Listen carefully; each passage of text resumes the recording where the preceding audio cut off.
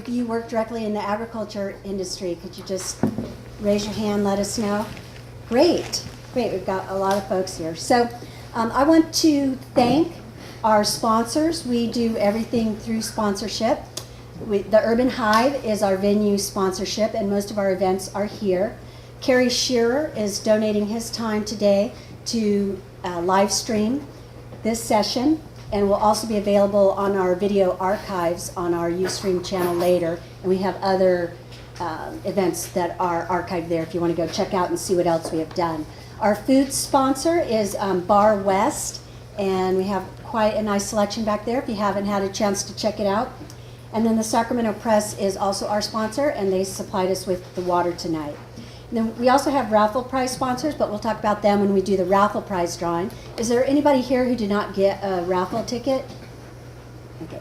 At the end of the event, we will do a door prize raffle. So I want to go ahead and get started. I want to introduce you to Charlene Garcia. You can go ahead and stand up, with Ad Farm. Charlene grew up on a horse farm, and she ended up working as an account manager at Ad Farm. She's very involved in the NOAA California Farmer campaign, and I'm sure you want to hear more what she has to say than what I have to say, but I really want to thank Charlene and Ad Farm for doing the presentation today. Thanks, Laura. And thank you everyone for having us. I'm really excited to be here. This is my first Social Media Club of Sacramento meeting, and I have a feeling there will be more. But we're here today to answer the age-old question. Well, maybe it's not age-old, but I like to think it's age-old. Farmers and social media, the odd couple. And so some of you may have some perceptions in your mind about whether farmers can sort of naturally use social media or not. And we're going to kind of talk about that today. And also, just so you know, my clicker didn't work, and so we downloaded a cool my iPhone to use it. It's really exciting. So if there's any problems with that, I'll just blame it on the iPhone.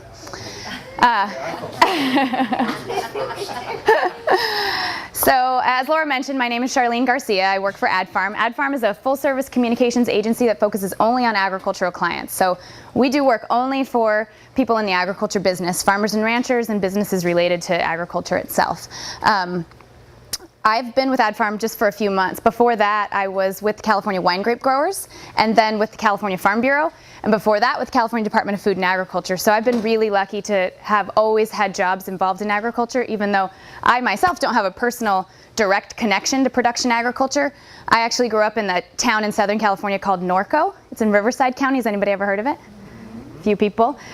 We call it a small town in Southern California, but if you're not from Southern California, you would think it was a huge town. Probably population around 50,000, but we're the self-proclaimed horse capital of the world. And they say there's more horses than there are people in Norco, but I'm not sure if that's true. So I grew up riding, showing, and horses were my passion. And growing up, I always wanted to be an orthodontist. But I became involved in Future Farmers of America, and that's where my passion for agriculture started. And ever since then, I knew, after becoming connected to the agriculture community and the people that make it happen, I knew that agriculture was my passion, and that's what I wanted to do. I don't know that I've ever really necessarily had the desire to farm, because I know the challenges that come with that, but I feel very lucky and blessed that I have the opportunity to help farmers do what they do. And I've got two little ones. You can see them here, an almost 5-year-old and an almost 3-year-old, who, even though we live in suburbia, I am forcing them to share my passion in agriculture. And my daughter's taking horseback riding lessons. My son is obsessed with tractors. They can identify probably about 10 crops along the road from I-5 south from Elk Grove to San Luis Obispo. So making sure that my kids aren't going to be any of those kids that say that their milk comes from the grocery store. So that's a little bit about me and a little bit about Ad Farm. I'd like to kind of get into what we're here to talk about today, which is how farmers and ranchers are using social media. But before we can do that, I want to kind of give you an idea of the situation that farmers and ranchers are kind of faced with right now. Now a special CBS News investigation into a possible threat to your health.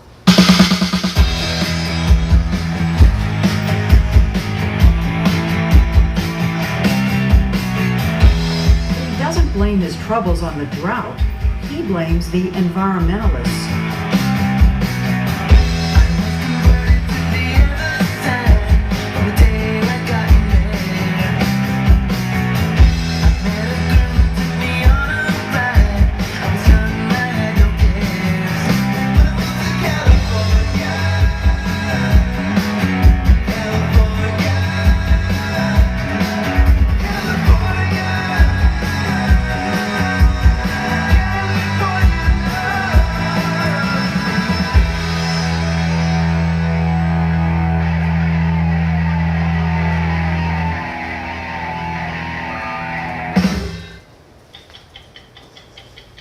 The story will continue in a moment. So those are just some of the images, and I'm sure some of you have seen some of those images and have stories related to them, but that kind of sets up the scene of the things that farmers and ranchers are dealing with, just trying to do what they love. The NOAA California Farmer Campaign is really a way for farmers to connect with consumers. The campaign got started through the California Ag Communications Coalition, which before that, it came out of the Agriculture Advisory Committee. That committee was started by John Garamendi, who was lieutenant governor under Governor Schwarzenegger, and it was kind of in the height of our state's economic disaster, and the lieutenant governor was trying to come up with ways to improve our economy. Of course, agriculture is a big part of our economy in California, and he understood that. So he created this committee. Of that committee, there was a subcommittee formed that focused on agriculture, and then a subcommittee that was formed that focused on agriculture communications. And so people really saw the need for the whole agriculture community to be on the same page, to have the same messaging.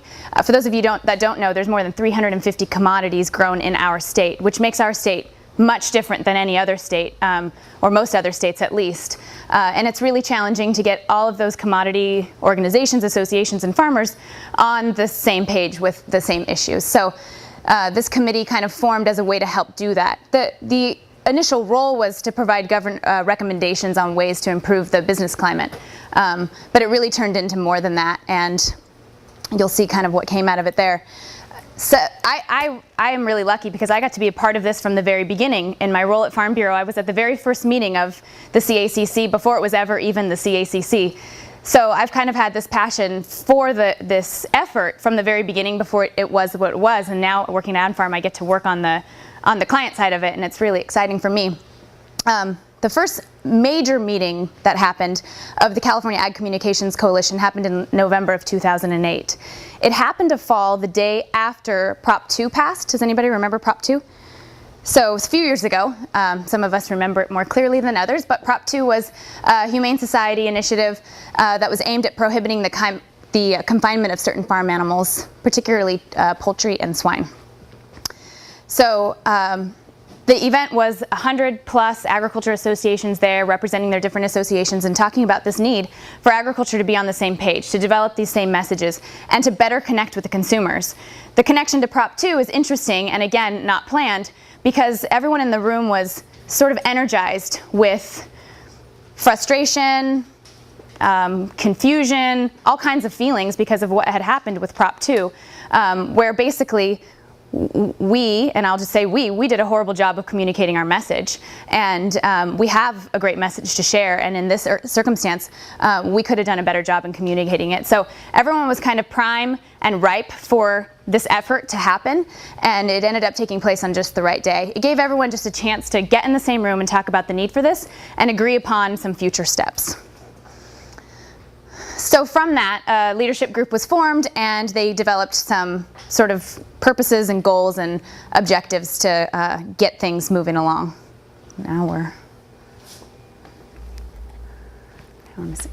So we were developing an inclusive, proactive, and positive communications plan for California was really the purpose of the CACC. The goal was to include overarching positioning and strategies and supporting messages that could be incorporated across all sectors of agriculture. Remember those 350 commodities that I mentioned, and that would be executed by coalition members. So this isn't, or it wasn't when it started, an association or a group that had paid staff. This had to be executed by association members and by farmers and ranchers. And it had to get everyone on the same page with the same message. If any of you, whatever industry you're in, you've tried to get everyone to be on the same page about an issue, it can be really challenging. So put 350 commodities in there and all kinds of extremely opinionated folks, and the challenge continues to grow. So the overarching goal of the CACC was to foster a public policy climate that's more supportive for California farmers and ranchers. Really, the idea of connecting with consumers is not just to connect with consumers, to help farmers and ranchers to connect with consumers, but a consumer is a voter, and a voter is a constituent, and a constituent can change the way policy is made. And so if our agriculture community can connect with consumers, then maybe those consumers, when they go to vote, will be more supportive of the business that agriculture is doing, so that farmers can farm and so that they can pass their farms and ranches on to other generations, and so that they can do so without having to, deal with, I had one farmer tell me that he had to deal with 12 different regulatory agencies to do this one thing on his farm, which I thought was an interesting fact. So these are some objectives of the CACC, pretty clear: facilitate greater collaboration and communication and outreach among California ag organizations, and communicate the value of agriculture to consumers, which some of you may understand that maybe not all consumers really get that value, although it's becoming more and more common. And then, of course, to energize those consumers to support and defend California farmers. So the audiences here really dual. Consumers, of course, that's key, and then, of course, public policymakers. And in our model, I guess, through the CACC, we reach those public policymakers through the decision makers, through the consumers. So once all this was set into place, any good project starts with some consumer research. And I included this in here because I think that you might find the research interesting. And when we go around sharing this information with farmers and ranchers, they always find it interesting too, because I don't think that they believe that this is necessarily the case. So basically we found that voters appear to have pretty minimal firsthand knowledge of farming and ranching, which makes a lot of sense because with urban areas growing and people becoming further disconnected from farmers and ranchers, let me just get back to where I'm supposed to be. There we go. They're knowing less and less about where their food comes from, so that wasn't a surprise. As a result, their views and support are really driven by their perceptions. They don't have a lot of factual knowledge based upon being close to farms, and so they make their decisions and they form their opinions based on what they think, which isn't always necessarily accurate. And this is pretty obvious too. Voters appear to be susceptible to emotional appeals and less likely to be susceptible to facts. And we saw this play out in Prop 2. For those of you that remember that, the HSUS used a lot of emotional information in their campaign, and it worked really well. And the agriculture community sort of returned with fact, and that didn't work as well. And this research shows that.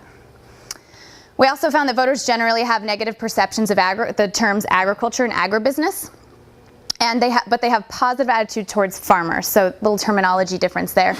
On their own, without being prompted in this research, people wanted to know more about California farmers. They wanted a face attached to them. They actually said things like, talk to us about real people, real farmers, tell us about their lives. And this is a great point that we always share with farmers and ranchers when we're traveling around teaching them about social media and how to use it, because a lot of times farmers and ranchers will say, people don't care about what I do. Moving the cows from pasture to pasture is not interesting. Well, they do. Consumers really do. They're interested in hearing about your day-to-day life. And the farmers and ranchers that we have here with us tonight will, I think, attest to that as well. Some of the quantitative findings: 94% of the people surveyed have positive opinions about farmers as people. They thought of terms when talking about farmers like hardworking, family farmers, important source of jobs, important to the overall economy, good stewards of lands. These are all great messages that we hope that consumers are getting, and they're getting it. They're thinking of it when we ask them to think about farmers. This one I think is great. 89% of people surveyed could not think of a negative term when we brought up the word farmers. So people have a positive opinion about farmers. 65% think that they've had first-hand contact with farmers, which is kind of contradictory to that first point that I made about people being further away from farming areas. But 65% feel that they've had contact. So I think that people are sort of building that contact in their mind in any way that they can. Maybe they went to a farmer's market, or maybe they met a farmer at their grocery store who was sampling his grass-fed beef, or whatever that may be. So people I think are stretching and reaching for that connection. And 83% believe the farming way of life is threatened. This one to me shows that the opportunity to use social media to connect with consumers is about as good as it's going to get right now. 83% of people surveyed feel like the farming way of life is threatened. They want to know more, and maybe they want to be helpful. So based on all that research, we came up, the Ad Farm, working with California Ag Communications Coalition, came up with some strategies. And basically, determined that we can't confront emotional argument with the facts. It just makes people mad. I don't think that's breaking news. Emotion overrules facts, and we need to build upon what voters already believe, which is basically an overwhelming positive attitude towards farmers and ranchers. So this is just quick little information about the messaging that we put forth. Now, we don't, the No California Farmer campaign isn't, it's very grassroots. It kind of comes from the ground up, and we don't force messaging upon anyone, but we do make some messaging available, and if you read through this, you find that this is what most farmers and ranchers are talking about anyway. Their farms and ranchers are multi-generational. They are protecting their stewards of the land, their family farms. I mean, these are things that people are already talking about. So we make these messages available to our contributors on the No California Farmer site, but kind of just comes naturally to them. So the CACC model is kind of a unique model, and we're pretty proud of it. And we've gotten some other states and other organizations that were interested in sort of learning more about what we're doing and how we're doing it. But basically, the California Ag Communications Coalition, which is made up of a variety of close to 200 agriculture associations, they were responsible for conducting the research, developing the messages, and providing the tools. And then the members are responsible for getting all that out there, whether the member be an association or be a farmer or a rancher. I think one of the things that makes the No California Farmer campaign unique is this, the communications toolbox. You'll see, I'll show you on the website where it is, but the communications toolbox is kind of a go-to place that makes it really simple for farmers and ranchers to contribute information to our website. We've come to know, and I'm sure the guys that are here to share with us today, farmers just want to farm. Most of them don't want to have to be dealing with all of this other stuff.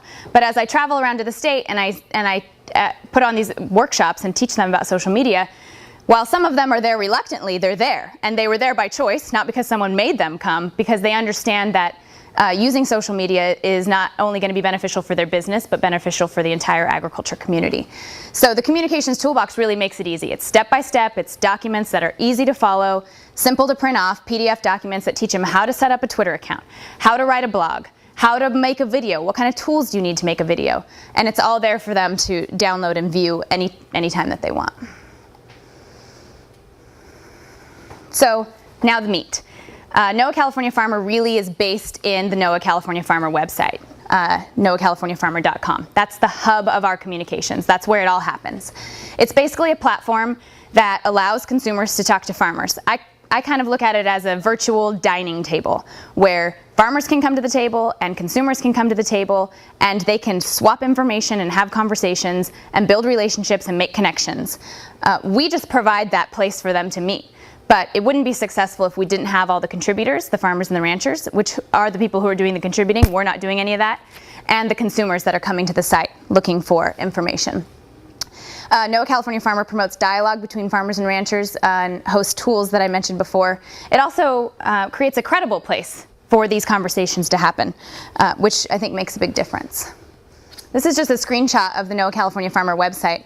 I always like to draw this to people's attention because not everyone noticed, but it's designed to look like a refrigerator. So on the left-hand side is the handle to the refrigerator, and everything on the refrigerator are designed to look like magnets. So the idea is that you're opening up the refrigerator and you're learning more about where your food comes from. And there's 3 main categories of content on the website: videos, blogs, and photos. So it's pretty simple.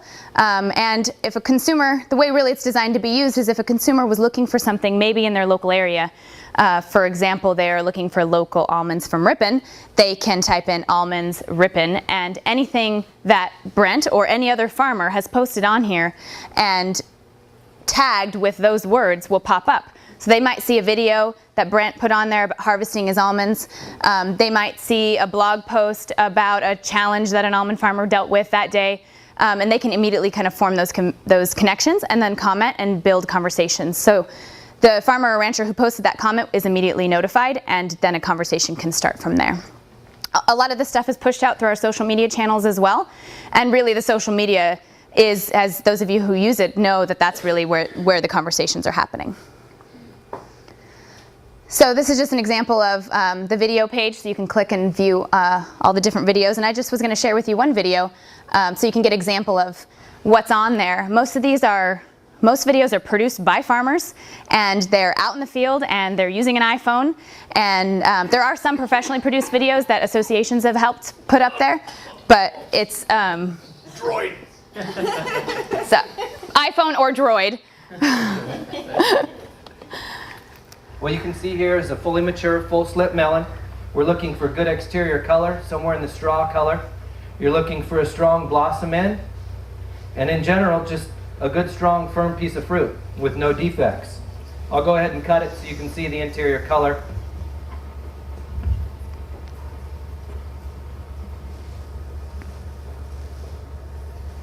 From end to end, you can see a hard green rind with full color all the way to the outer edge. You can see a good, strong seed cavity.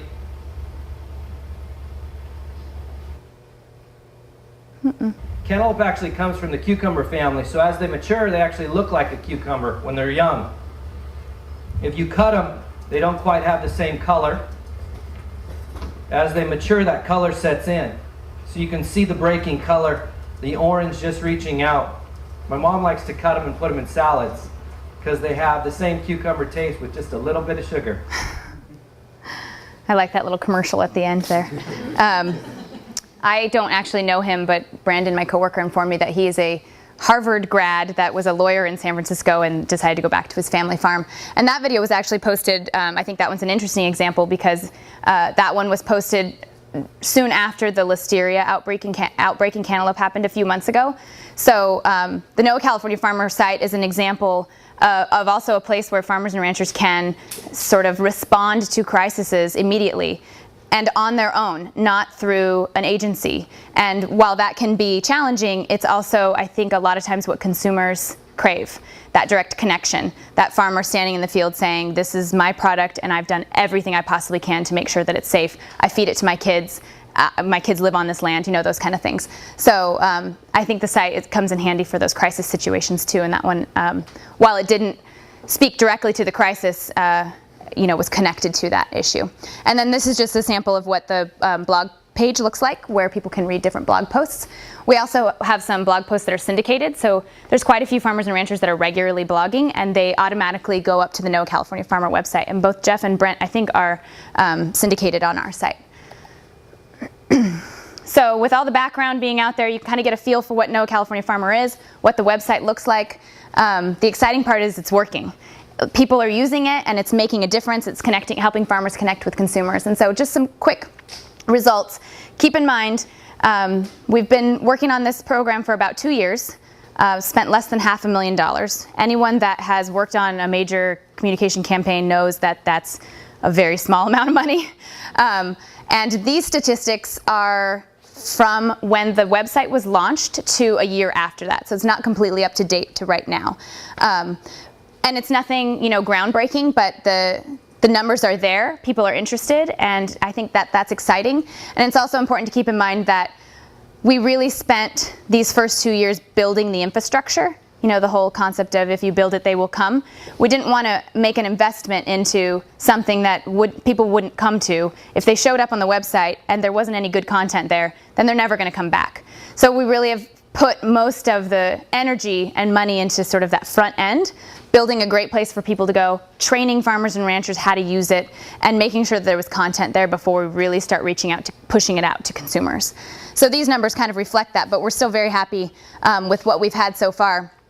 10,000 videos viewed, 27,000 blog posts read, 8,300 photos viewed, and 61 times the toolbox has been used by actual contributors, 6,100 times.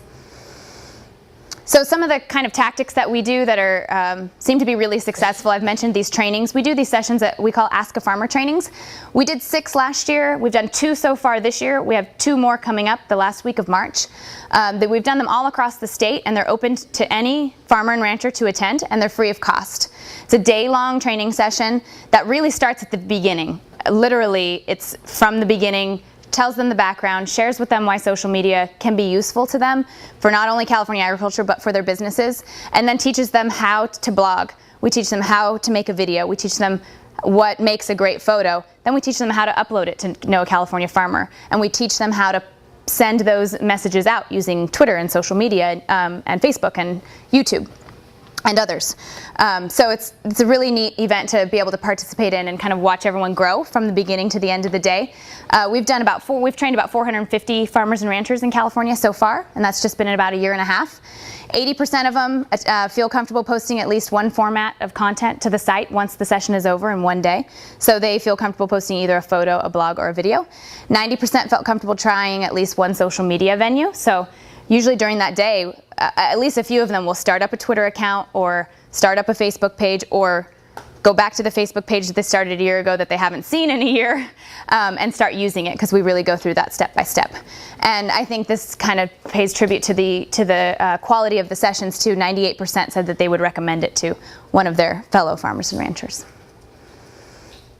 So because of those training sessions, we've got more than 525 people, farmers and ranchers, signed up as contributors to the website, Know a California Farmer. Now, not all of those contribute regularly, of course, but that's a pretty high number. And on the site, as of September 2011, we had more than 200 videos, 500 photos, and 190 blogs.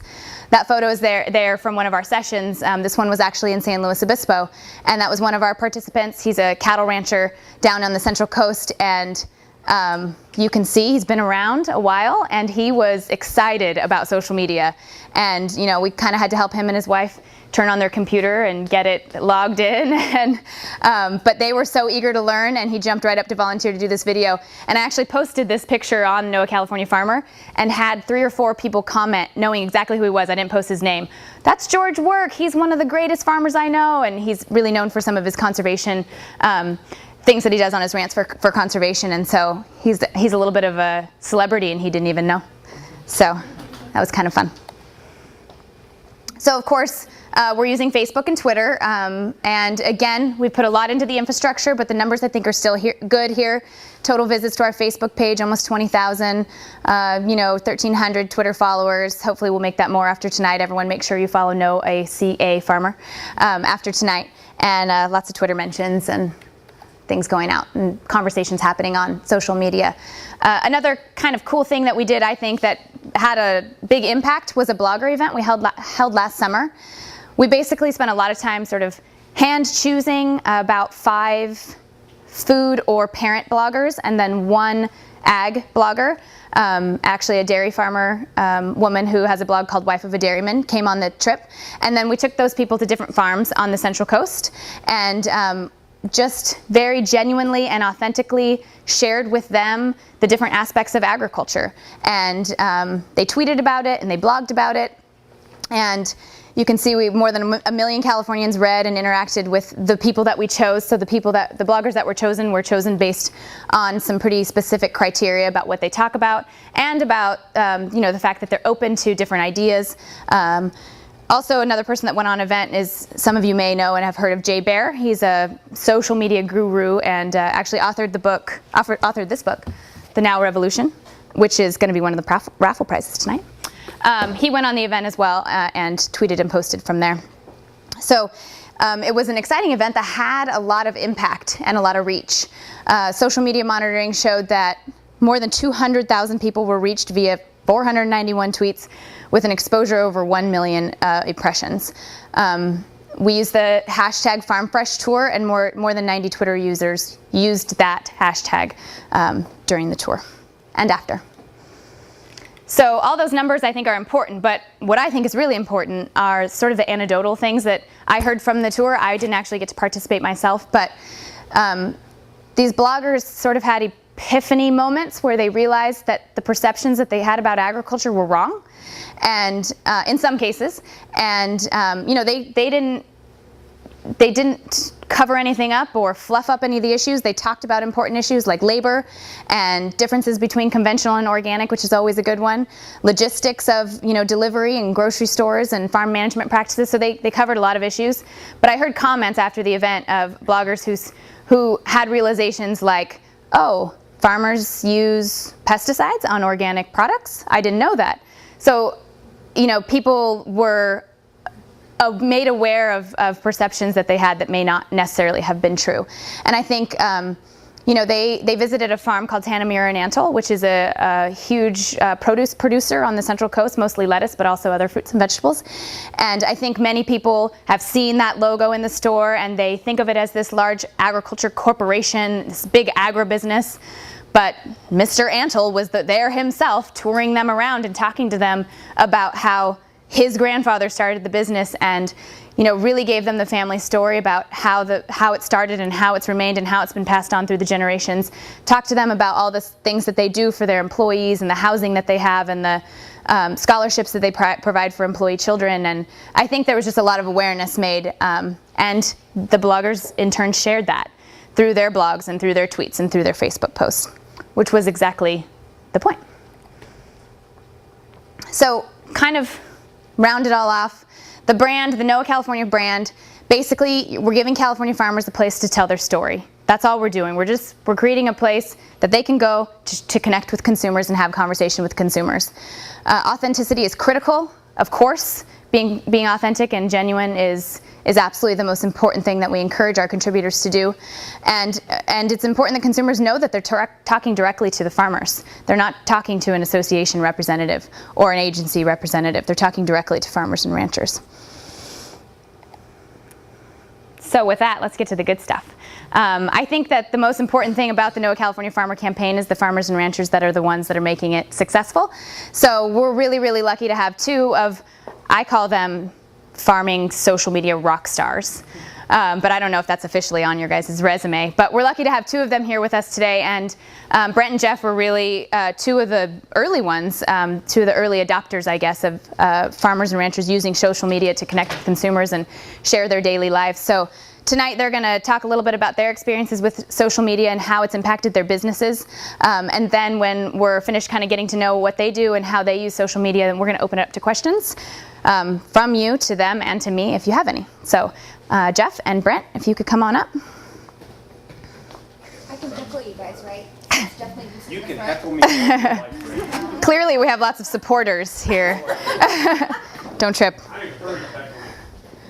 or cause damage to my... Oh, I've heckled Jeff at, what are we at, 4 presentations now? Pardon? I've seen you speak, what, 4 different times? Yeah, probably. Not Some of you are. time you sat down across from sushi and other food items. It's a tight-knit community. So let's get started, and we will have Brent go ahead and introduce yourself and tell us about what you do, where you live, and where you farm. We okay sitting down?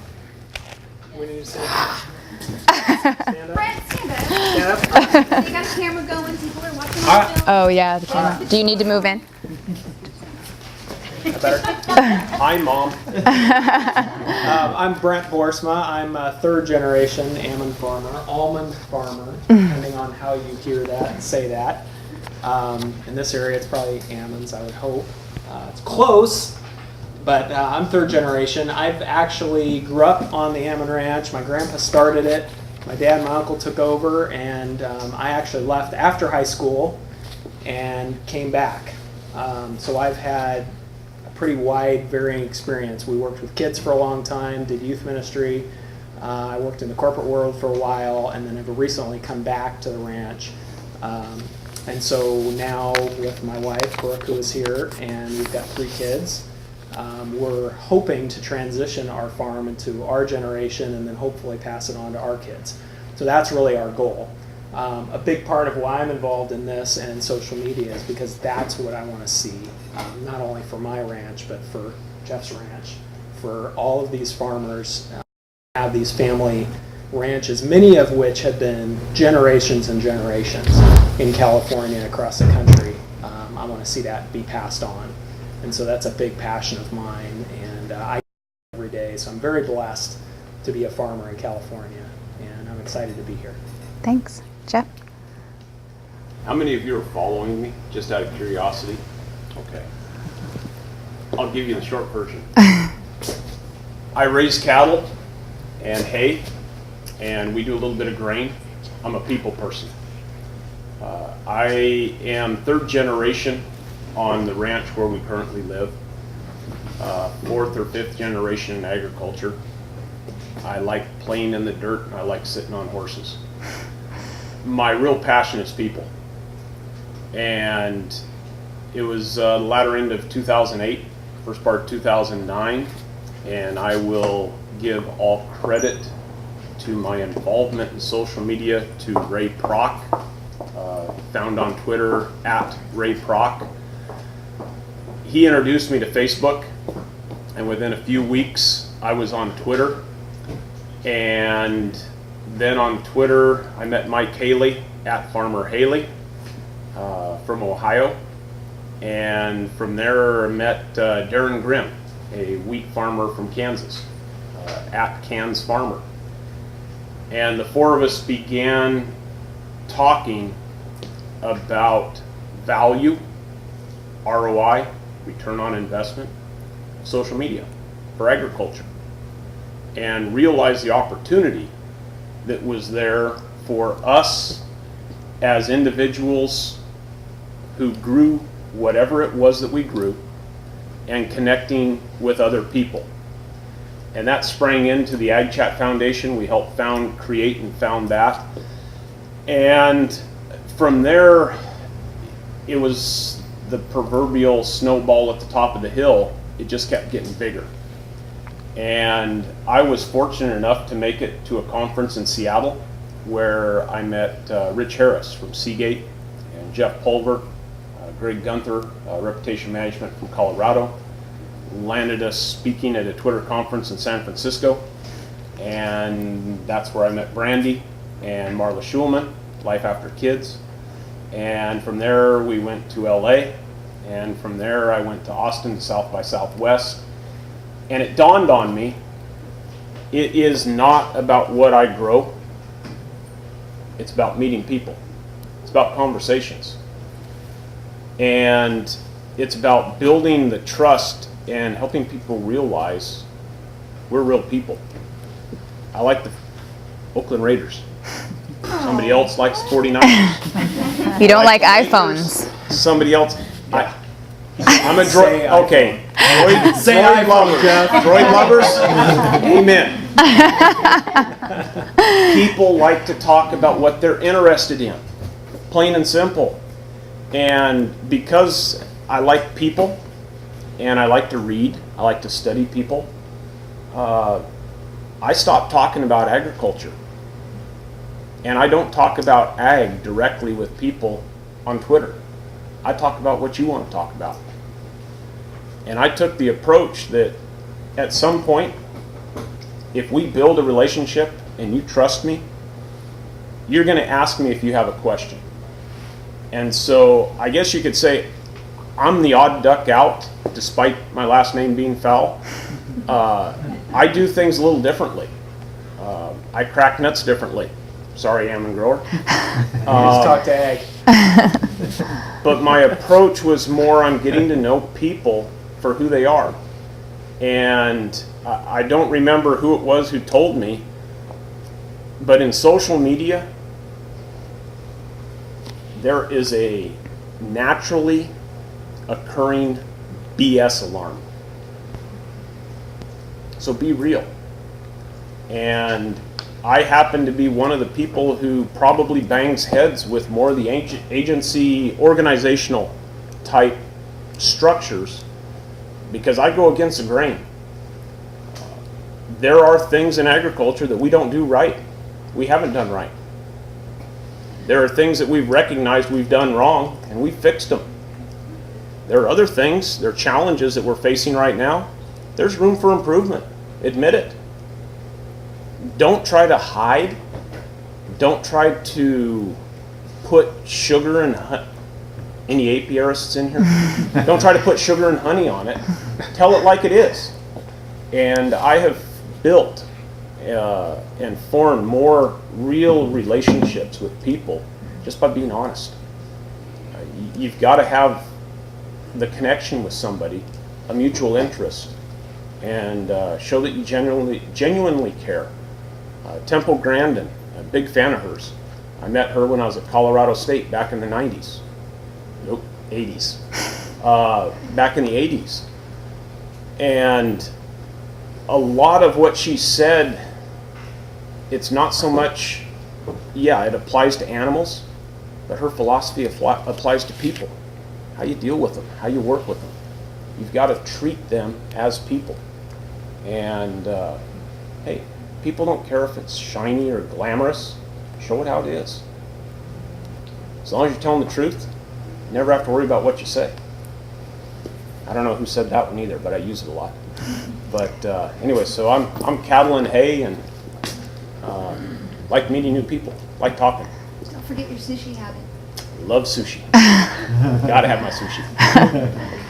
Well, Brent, Jeff kind of covered this, but how he got started. How did you get started? How did you go from no social media to using social media all the time?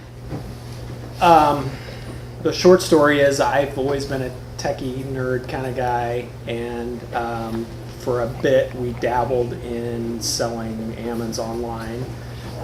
There's pasteurization law that just became too much of a hurdle for us to continue that, but we did dabble in it, and that's how I got in social media originally, which was a complete wrong reason, but it was a beautiful way to get in, because it got me in, and I quickly realized that wasn't a reason to be in, but that's what got me in, honestly. And once we moved on from that is when I started just exactly what Jeff was saying, which I believe fully too. It's about conversations. If you look at my bio, there's a thing, broker of banter, on there. That's kind of what it is for me. I'm a Twitter guy. I'm on Facebook. I'm on other things. I blog very rarely, but I do have a blog. Are you on Pinterest? I am not on Pinterest yet. Are you, Jeff? He doesn't have his real man card. There's an ongoing debate about Pinterest for a number of reasons. I'm not on Pinterest, but I do video. I did video work for a long time when we were working with kids, and like I said, I'm a techie guy, so it was natural to me. But the reason I got in it was the wrong reason, but I'm so glad I did, because I found the right reasons, and for me, it's just a beautiful outlet.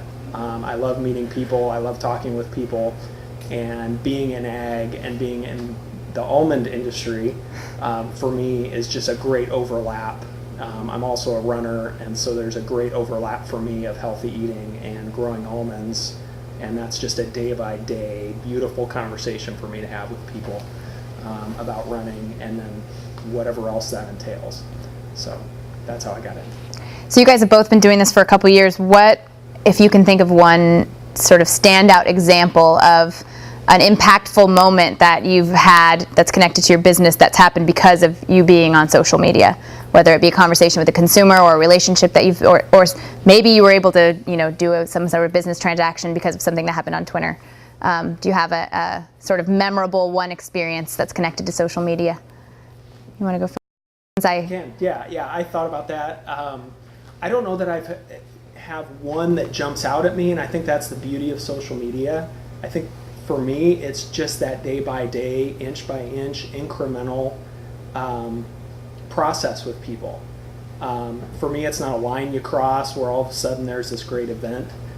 I think for me, it's just building relationships with people little by little, because that's how relationships go. And again, for me, it's running. There's a natural overlap. I follow all sorts of runners, and all sorts of runners follow me. So we're talking running all the time. Very rarely do almonds come up, but because I'm an almond grower, eventually they find out I'm an almond grower, and they may not. And I don't care if they do or not, but eventually a lot of them do, and because they're healthy, a lot of them do. So for me, the big moments are when those two things start overlapping, because that's who I am. And as Jeff said, people like to talk about what they like. I love almonds, and I love running. So when I talk with runners, and all of a sudden they find out they love running and I love running, and all of a sudden they find out I'm an almond person and they like almonds, then it's beautiful for me. So that's really, I think, my versus one particular moment. I have those every day, really, with almonds. That's great. And people on social media. Jeff? I'm gonna be with like Brent on this one. There's no one moment. You guys are like politicians. It's Just kidding. people.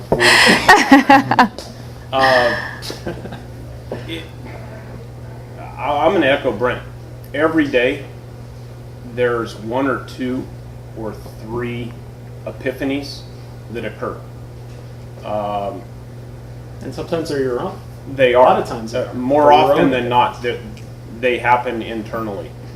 And I think if the question is how do you measure ROI or success in social media, I look at it in, I will start a conversation or somebody will ask me a question, whether it be on Twitter, on Facebook, on G+, I've had discussions on Pinterest, Flickr, you name it. It's when the request comes in for my email, or my phone number. And I made the decision 4 years ago. I realized this, I'm a realist. If you're going to be online, people are going to know who you are. So don't bother trying to hide, be open. And I freely give out my phone number and my email. And that's how I judge my success, because I will then, usually within 24 hours, get an email back from that person, or I'll get a phone call, and I answer. And I'll have a phone call or an email conversation with somebody who I met, might be from California, might be from Virginia, Florida, Texas, Australia, England, Germany, Israel, 2 from Ethiopia I chat with every once in a while on email. But that's where the conversations happen.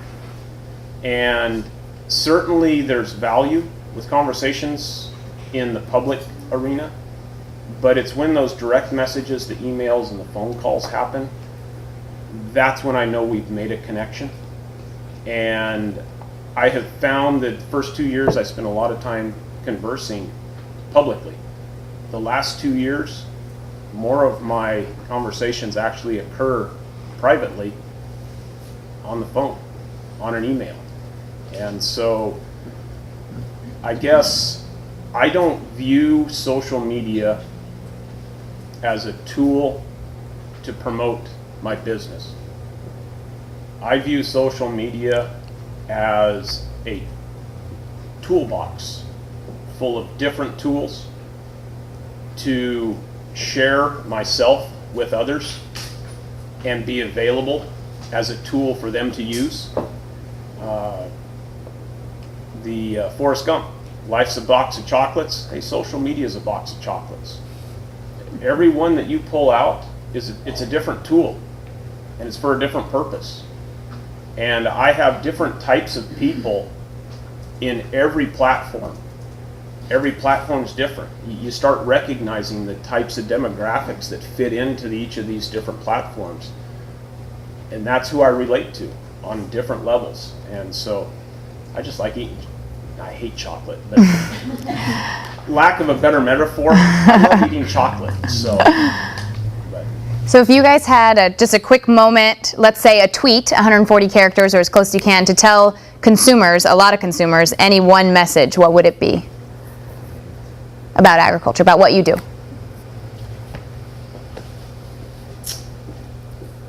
Whoever thinks of theirs first gets to go first. Good? Yeah? I'm a real person. I'm an almond grower, and I have a family, and I want to be able to pass that on. And I'd like to get to know you. That's 100. Not that anyone was counting. That's close. You can't use a hashtag. One of the Auto messages. extender. Brett, I'll take out all the vowels. Okay, yeah. Brandy will fix it for me. One of the messages we use in our trainings is encouraging farmers to farmers and ranchers to keep in mind the message of to know me is to like me. And so I think that you guys just attested to that. So I think you got a good feel for what we're doing in Know a California Farmer. You got a good feel for what these two guys are doing and how they're using social media to connect with consumers. You guys have questions for us, for them, for me? Questions about anything we're doing? Go ahead. As you're building this network of people who are becoming more comfortable with social media, the next time you have a Prop 2 come along, do you think everyone's going to feel comfortable using those networks to talk politics? Well, that's... Or to promote or Just repeat the question for the discuss? viewers. Sure. So the question was, now that we've got these sort of places to have conversations in place when another issue arises, a political issue, something like Prop 2. Do we feel comfortable using these places to have that political discussion? And I can let these guys sort of chime in if they like, but my initial response to that question is that's the plan. The plan is really to build these relationships, gain trust, so that if people want to have the conversation, they want to find out more information, they want to know exactly what does Prop do, and I want to hear a farmer tell me that we can have those conversations. And that takes a lot of time, and it takes a lot of work, and it takes a lot of people like this that are building the relationships, not based upon their businesses, but based upon relationships. And so yes, that's the plan. Are we there yet? Well, some people might be, and others will get there, and that's really what the whole goal is. Did you guys want to add anything? I think for me, Jeff may have a different perspective. I don't know every issue backwards and forwards. There's a lot of issues like Prop 2 that really didn't affect our operation specifically. So I may not be as up to speed on that, but I think we've got to be prepared to be out there. Do I think every conversation needs to be out public? No. But I think we've got to be out there in those channels. I think it's vitally important. Every day gets more important. I think we've got to be. And if we're not out there as producers, then I think it's a terrible place. Well, then We've the gotta be. others are defining Well, the exactly, issue, and yeah. that's So what we happens. need to be there. That's our job, is to be there. And I think as consumers, they have every right, you have every right as consumers to expect us to be there. But also to have enough grace, I suppose, to understand that we may not know every single element of every issue, but to respect the fact that we're in there having a dialogue. And I mean, that's what a relationship is. We don't expect every friend of ours to have every answer to every question, but we respect each other enough to have the conversation and to move forward together. That's my perspective on it. But we got to be there. We have to be there, which is why I'm in it. And I'm going to stumble, but we got to be there. Did you have anything you wanted to add? You've probably all heard the saying that it was the letter drafted to the optimist and the pessimist and the realist. While you were arguing about the glass of water, I drank it, signed the opportunist. Social media presents the opportunity. And in my mind,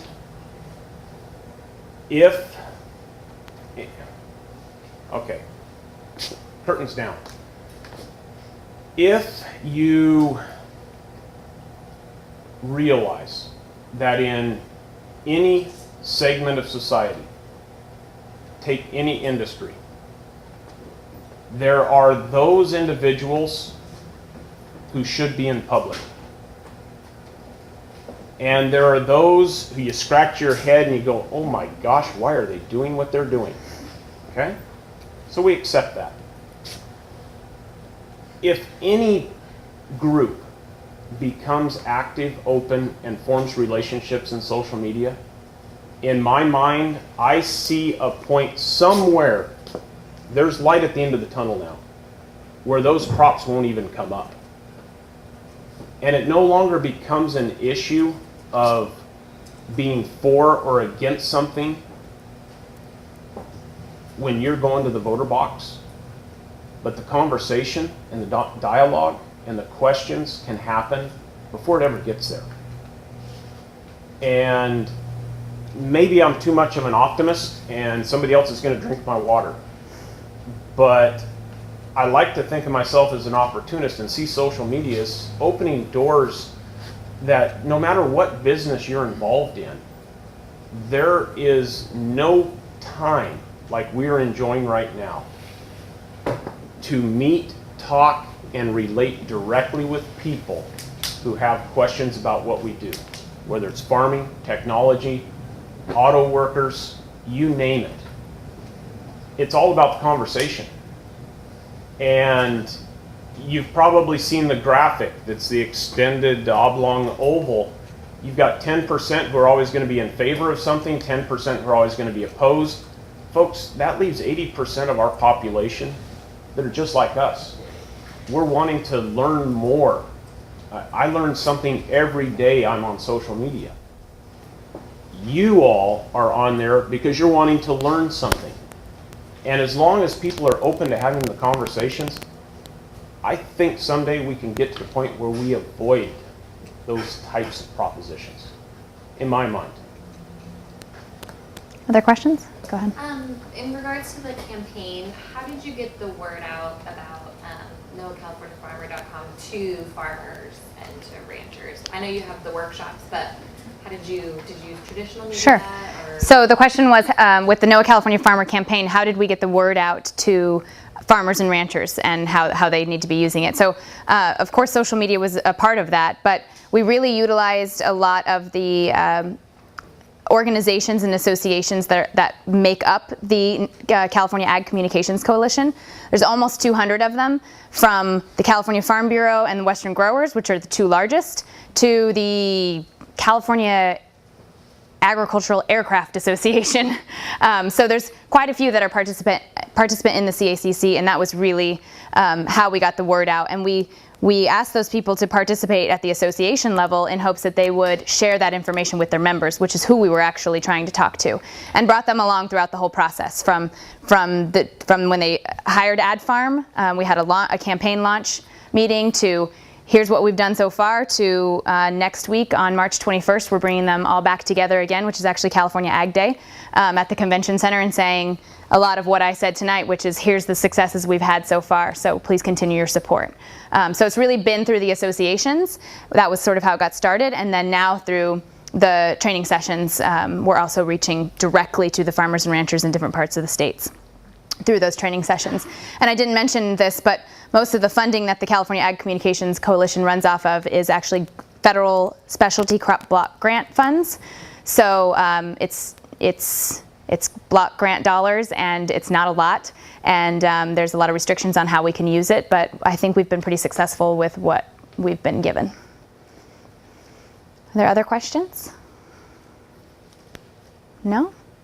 All right. Well, thank you all for having us. Do you guys want to finish with anything? No? I have a question. Oh. It seems like there's Ag Chat. I've seen that. Mm-hmm. Are there other organized chats on Twitter that you guys participate in that promote the California agriculture, or just agriculture in general? So the question was, are there other chats besides Ag Chat that farmers and ranchers participate in that promote agriculture? And I'll let you guys take that. Well, there's a ton of them, I think, again, that overlap. I don't participate in as many as I'd like to, but I know there's Food Chat, there's Foodie Chat, there's... Foodie Chats now, they added an S. Foodie Chats. It's good to know. I participate in Run Chat, which has nothing to do with agriculture, but I love it. I think it comes back to, if you're looking for specific agricultural chats, those might be, there's You're a lot. looking at the wrong guy, because I don't talk ag on Twitter. Well, and that's me too. I really don't. Other than Ag Chat, I really don't go on Ag Chat that much officially as an Ag Chat time. I use the hashtag often just because it's something to tag your tweets with once in a while. What's us farm guys? Trent Bone. Bound Dairyman. Yes. BOWN Dairyman. And his wife Holly, And his wife, Holly. Enchanted Photo. Started this, and it's kind of a spin-off, I think, on the Us Guys movement, which has become so popular. But I think what he found being in there is that, number one, it was just a brilliant platform for communication and for conversations. I think that's the bottom line. And so I think for him it was a way, again, to start sharing glimpses of agriculture with the connections that he's made in Us Guys. So I think it was really well done, and it's just getting started, but so far I think it's a great idea, and there's been a lot of traction for it in a month or two that he's had it going officially. So you might add a little more. I'm the odd duck, so I can say whatever I want, and I'm a real person. My approach, if you're looking at just Twitter, I don't think it is as important to have a designated chat for an idea which is why I thoroughly love Us Guys, because they are eclectic like me. And Us Guys, if you've never followed the hashtag, I encourage you to do so. They are some of the most brilliant minds that I have ever met. And there's never a day that goes by that I don't pick up some nugget from somebody in that community that gives me an aha moment. And it's the participation in an Us Guys or in a Speak Chat or in a CA Gov chat or a DC Leg chat or any number of other chats that I participate in or I lurk in.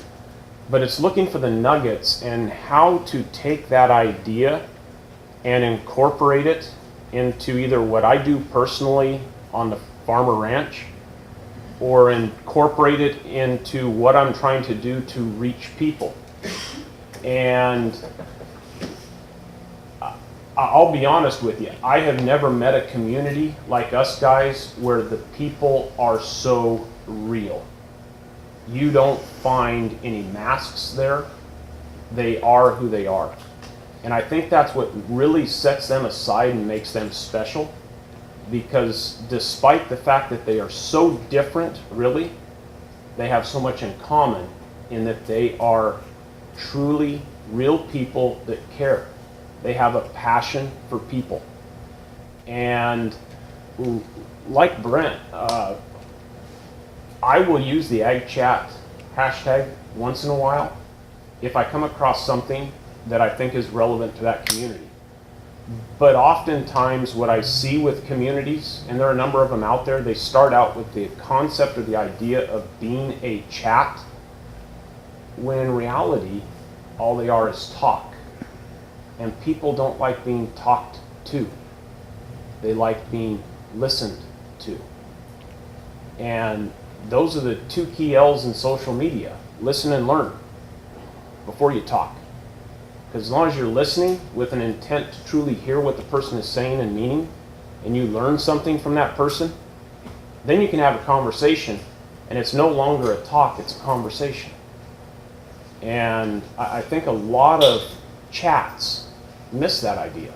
And that's why I love Us Guys, because all it is on there is conversation. Real people talking real things. And I think too that it's transcended a chat, because it's in fact they clock in. I mean, it's 24 hours a day, so it's just there all the time. It's like a coffee shop basically, which is the beauty of social media. That's kind of how I view social media. It's kind of like my coffee shop. My dad, my grandpa, they would go to coffee with their 5 friends every day. Well, I don't do that. I've got friends, but they're not close, so I go on social media and I have coffee time with my social media people and other people. It's a lot wider net than my dad could ever imagine. I talk to him about it a lot, actually. But that's how I view social media, and I think that's what Us Guys has done, is it's created this virtual coffee shop that's online 24 hours a day, and it's really not even directed. It's just a bunch of people coming together, sharing ideas, learning from each other, like Jeff said, having conversations. It's certainly not agriculturally focused, but there's sure a lot of ag running through there these days, because people are starting to show up in there, because that's where conversations are happening. And I think that's just a general social media lesson, is find out where those conversations are happening and just get in there and start having conversations. Like Jeff said, don't talk ag. If you're an ag person, if you're whatever you are, don't go in with an agenda. Just go in and learn.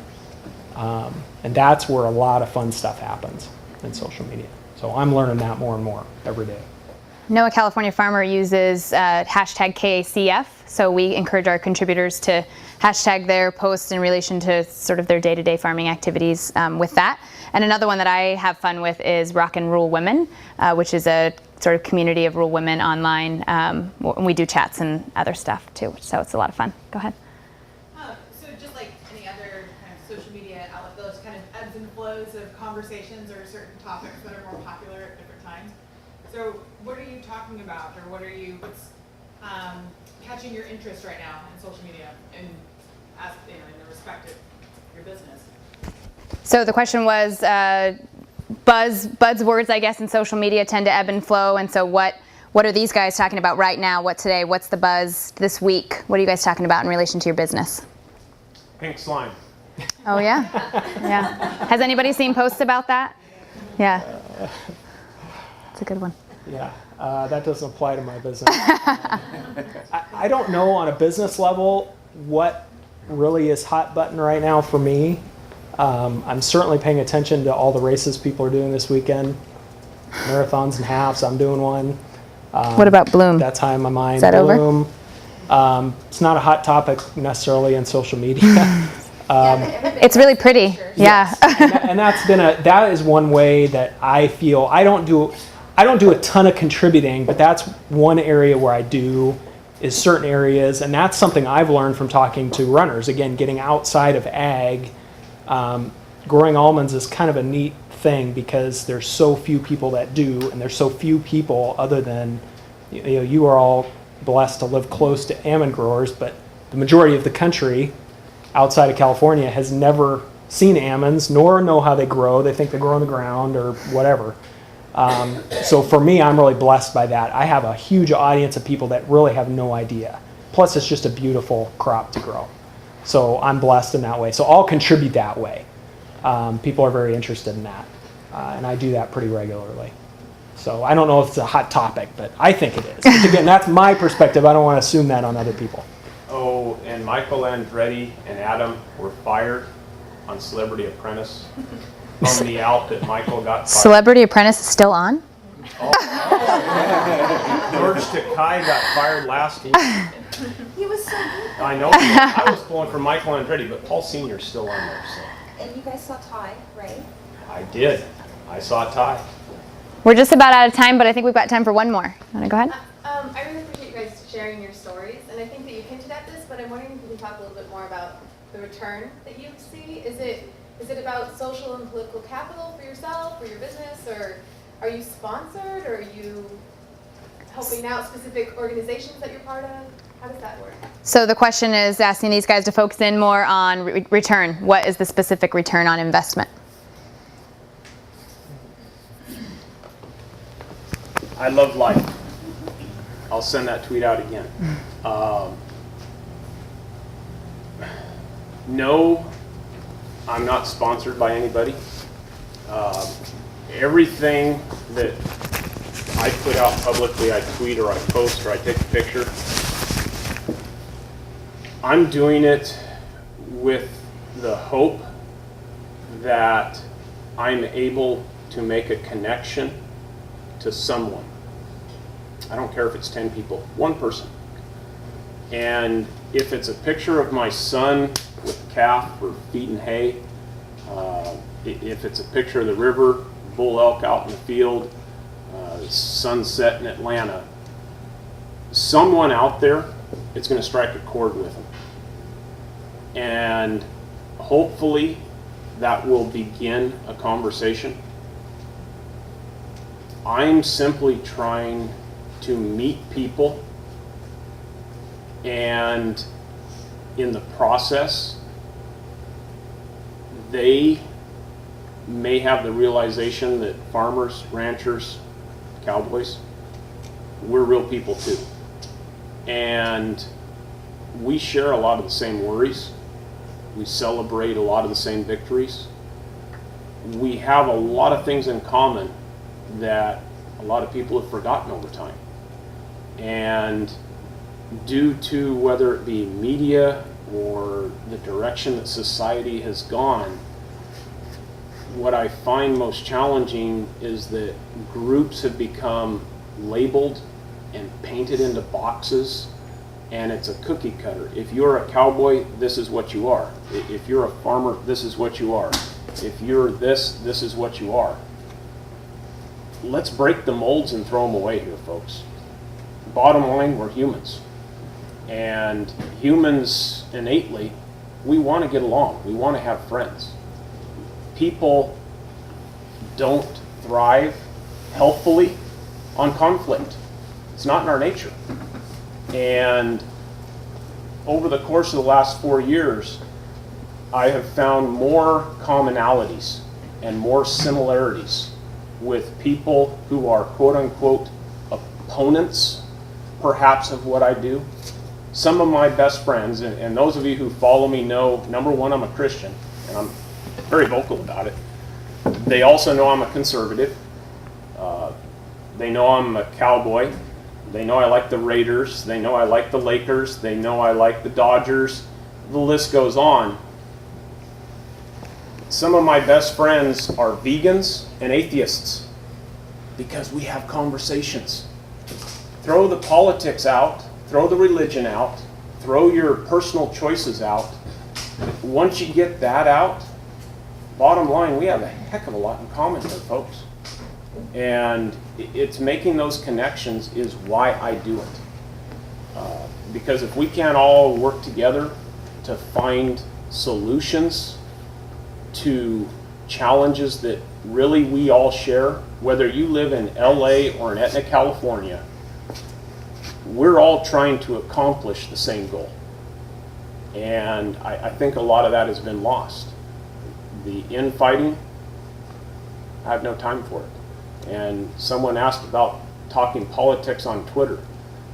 I might once in a while, but I'll tell you what, I don't even like talking politics with people from my party. You know? Remove the D's, the R's, the I's, the G's, and whatever other letter you can throw after it. Let's talk like human beings. We can come to solutions. Think outside the box. The road's not paved for us yet. All right, I think we're out of time, so thank you all for being here. I'd like to say a big thank you to Jeff and Brent for being here tonight, myself just being part of the presentation, and also sort of serving as role models for all of the growers out there that we're trying to get involved in Know a California Farmer. I hope you all were able to sort of pull some tidbits of information that you might be able to use in your businesses or in your lives, and I hope that you'll all follow these guys and Know a California Farmer on Twitter and on Facebook, because there's some great connections being made, and we're pretty proud of it. So thank you all for being here. Where's Thanks for having us. Party? The Grange? Okay.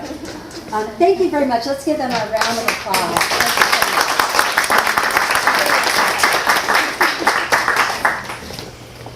So, thank you so much for coming. This is when you might want to get your little red raffle ticket out. And before we do that, go ahead and get the list. The Social Media Club leadership team, could you guys just stand up for a minute? I just want to recognize everyone who helped put these events together. They're all volunteers. Nobody gets paid. We do it in our free time because we're passionate about it. So just thank the leadership team. And we hope you'll stay for a little bit after this, and we do have more food in the back. So. All right, so hopefully you all got a $5 gift card to Grange.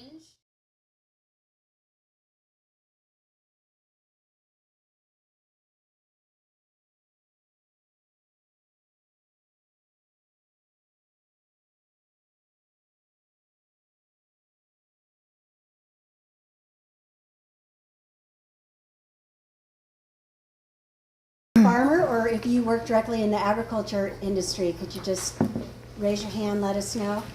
Great, great, we've got a lot of folks here. So I want to thank our sponsors. We do everything through sponsorship. The Urban Hive is our venue sponsorship, and most of our events are here. Kerry Shearer is donating his time today to live stream this session, and will also be available on our video archives on our Ustream channel later. And we have other events that are archived there if you want to go check out and see what else we have done. Our food sponsor is Bar West, and we have quite a nice selection back there if you haven't had a chance to check it out. And then the Sacramento Press is also our sponsor, and they supplied us with the water tonight. And then we also have raffle prize sponsors, but we'll talk about them when we do the raffle prize drawing. Is there anybody here who did not get a raffle ticket? Okay. at the end of the event, we will do a door prize raffle. So I want to go ahead and get started. I want to introduce you to Charlene Garcia. You can go ahead and stand up, with Ad Farm. Charlene grew up on a horse farm, and she ended up working as an account manager at Ad Farm. She's very involved in the NOAA California Farmer campaign, and I'm sure you want to hear more what she has to say than what I have to say, but I really want to thank Charlene and Ad Farm for doing the presentation today. Thanks, Laura. And thank you everyone for having us. I'm really excited to be here. This is my first social media club of Sacramento meeting, and I have a feeling there will be more. But we're here today to answer the age-old question. Well, maybe it's not age-old, but I like to think it's age-old. Farmers and social media, the odd couple. And so some of you may have some perceptions in your mind about whether farmers can sort of naturally use social media or not. And we're going to kind of talk about that today. And also, just so you know, my clicker didn't work, and so we downloaded a cool my iPhone to use it. It's really exciting. So if there's any problems with that, I'll just blame it on the iPhone.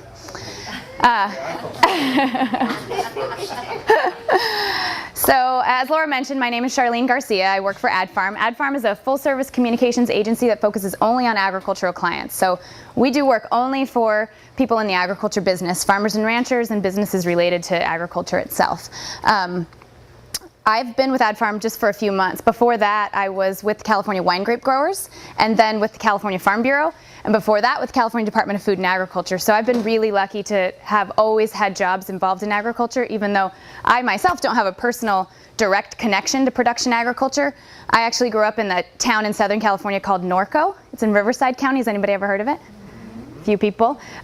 We call it a small town in Southern California, but if you're not from Southern California, you would think it was a huge town. Probably population around 50,000, but we're the self-proclaimed horse capital of the world. And they say there's more horses than there are people in Norco, but I'm not sure if that's true. So I grew up riding, showing, and horses were my passion. And growing up, I always wanted to be an orthodontist. But I became involved in Future Farmers of America, and that's where my passion for agriculture started. And ever since then, I knew, after becoming connected to the agriculture community and the people that make it happen, I knew that agriculture was my passion, and that's what I wanted to do. I don't know that I've ever really necessarily had the desire to farm, because I know the challenges that come with that, but I feel very lucky and blessed that I have the opportunity to help farmers do what they do. And I've got two little ones. You can see them here, an almost 5-year-old and an almost 3-year-old, who, even though we live in suburbia, I am forcing them to share my passion in agriculture. And my daughter's taking horseback riding lessons. My son is obsessed with tractors. They can identify probably about 10 crops along the road from I-5 south from Elk Grove to San Luis Obispo. So making sure that my kids aren't going to be any of those kids that say that their milk comes from the grocery store. So that's a little bit about me and a little bit about Ad Farm. I'd like to kind of get into what we're here to talk about today, which is how farmers and ranchers are using social media. But before we can do that, I want to kind of give you an idea of the situation that farmers and ranchers are kind of faced with right now. Now a special CBS News investigation into a possible threat to your health.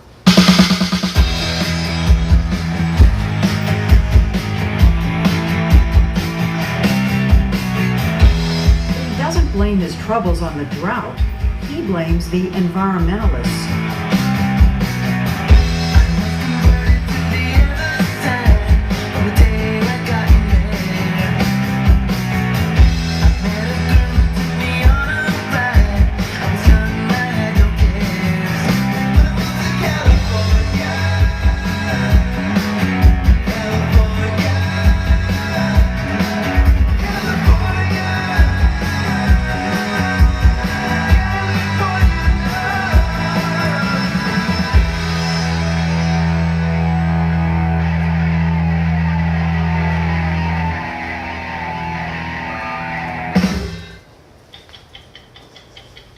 The story will continue in a moment. So those are just some of the images, and I'm sure some of you have seen some of those images and have stories related to them, but that kind of sets up the scene of the things that farmers and ranchers are dealing with, just trying to do what they love. the NOAA California Farmer Campaign is really a way for farmers to connect with consumers. The campaign got started through the California Ag Communications Coalition, which before that, it came out of the Agriculture Advisory Committee. That committee was started by John Garamendi, who was Lieutenant Governor under Governor Schwarzenegger. And it was kind of in the height of our state's economic disaster. And the Lieutenant Governor was trying to come up with ways to improve our economy. Of course, agriculture is a big part of our economy in California, and he understood that. So he created this committee. Of that committee, there was a subcommittee formed that focused on agriculture, and then a subcommittee that was formed that focused on agriculture communications. And so people really saw the need for the whole agriculture community to be on the same page, to have the same messaging. For those of you that don't know, there's more than 350 commodities grown in our state, which makes our state much different than any other state, or most other states at least. And it's really challenging to get all of those commodity organizations, associations, and farmers on the same page with the same issues. So this committee kind of formed as a way to help do that. The initial role was to provide recommendations on ways to improve the business climate. But it really turned into more than that, and you'll see kind of what came out of it there. So I am really lucky because I got to be a part of this from the very beginning. In my role at Farm Bureau, I was at the very first meeting of the CACC before it was ever even the CACC. So I've kind of had this passion for this effort from the very beginning before it was what it was. And now working at AdFarm, I get to work on the client side of it, and it's really exciting for me. The first major meeting that happened of the California Ag Communications Coalition happened in November of 2008. It happened to fall the day after Prop 2 passed. Does anybody remember Prop 2? So it was a few years ago. Some of us remember it more clearly than others, but Prop 2 was a Humane Society initiative that was aimed at prohibiting the confinement of certain farm animals, particularly poultry and swine. So the event was 100+ agriculture associations there representing their different associations and talking about this need for agriculture to be on the same page, to develop these same messages, and to better connect with the consumers. The connection to Prop 2 is interesting, and again, not planned, because everyone in the room was sort of energized with frustration, confusion, all kinds of feelings because of what had happened with Prop 2, where basically and I'll just say we did a horrible job of communicating our message, and we have a great message to share, and in this circumstance we could have done a better job in communicating it. So everyone was kind of prime and ripe for this